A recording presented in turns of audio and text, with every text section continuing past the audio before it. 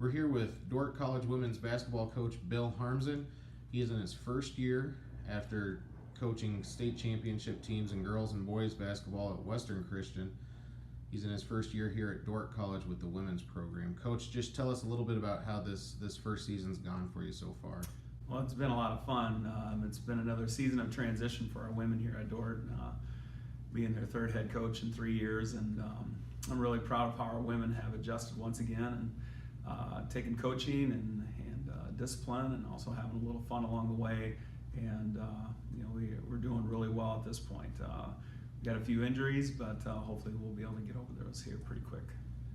You have a few former high school players on this team, including your own daughter, so you've obviously kept a close eye on them the last couple years, maybe more knowledgeable about them than most first-year coaches would be coming in. Has that helped with the transition? Well, I think so.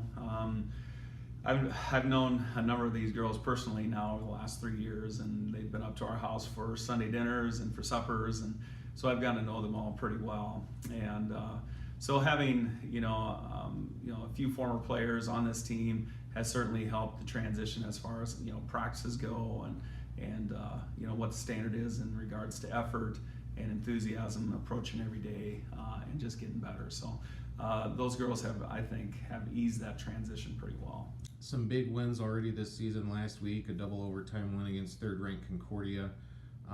You were down 16 with 5 minutes left or so. Just talk a little bit, you mentioned the effort. Talk a little bit about, that game and where you're sitting in the polls going into basically the middle of the season. Dordt's never made it to the women's national tournament, and right now I think you're putting yourselves in position to make a case. Yeah, all year long, we're just striving to get better every day, and at the start of the season, Valley City was ranked, and then you play the Hastings and the Jamestowns, and we gave Morningside a good game. We gave Northwestern and Dakota Wesleyan good games. All three of those resulted in losses for us.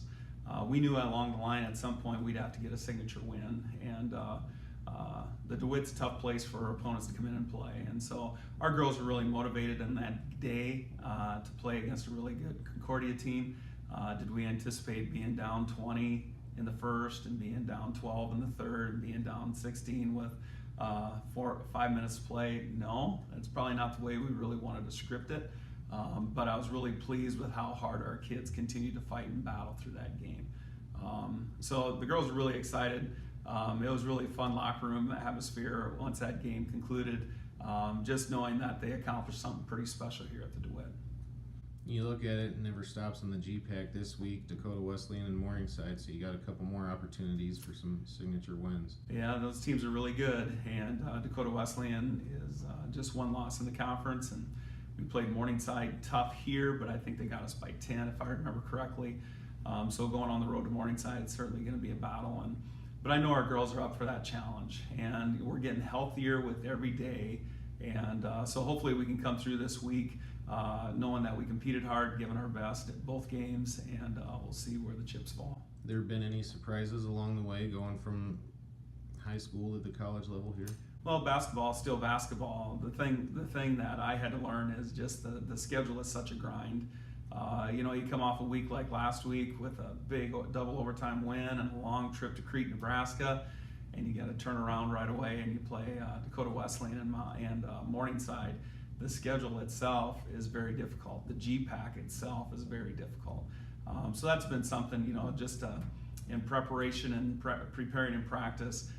Those are some changes that we've had to make from high school to college. But all in all, it's still the game of basketball, and you're still trying to get your kids in the best situation to thrive. All right, Coach, I appreciate your time. Thanks a lot for joining us. All right, Jake.